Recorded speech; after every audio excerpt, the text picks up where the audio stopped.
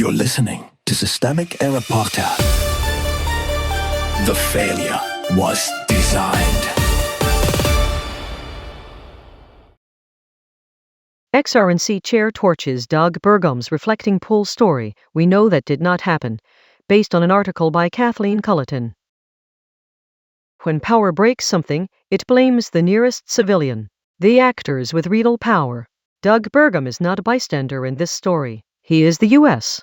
Interior Secretary, defending a Trump administration project that spent $14 million to turn the Lincoln Memorial reflecting pool into a visual stunt, and then failed in public. That is institutional power, the ability to spend the money, authorize the scheme, and then try to redefine the failure after the fact. The people with no comparable power are the ones being blamed. DC vandals is not an explanation. It is a diversionary label, deployed to move responsibility away from the officials who made the decision and toward anonymous outsiders who cannot answer back. The useful lie.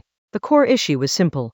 The pool did not stay blue because the liner peeled and algae returned. That is not a mystery of civic decay. It is a failure of execution. Yet Burgum's instinct on CNN was not to account for the failure, but to fight the premise that he should have to. That is the whole tactic. When the project collapses, do not describe the collapse. Recast it as sabotage. When asked for proof, do not provide proof. Treat the demand for evidence as the real offense. It is bureaucratic gaslighting with a flag pin.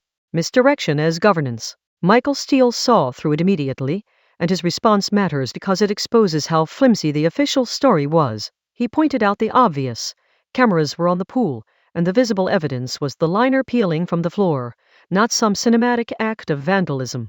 That is the telling detail here. Burgum did not just make a weak claim. He made a claim that required the public to ignore basic documentation and accept a convenient enemy instead. This is how bad governance protects itself, not by fixing the problem, but by inventing a culprit. The cost of monumental fantasy.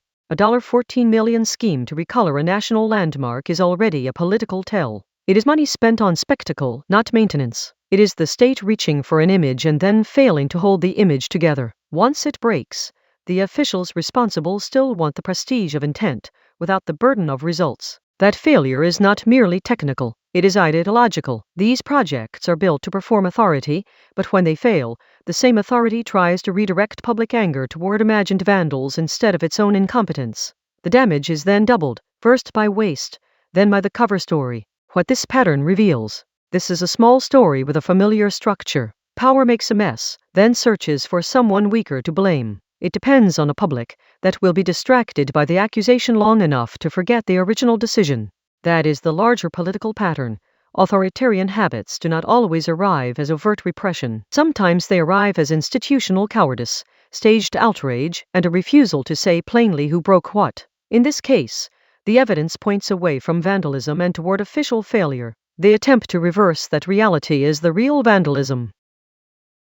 You've been listening to Systemic Error. Thanks to Ross Story for today's article, with the automated voice of Lesak. Thanks for listening.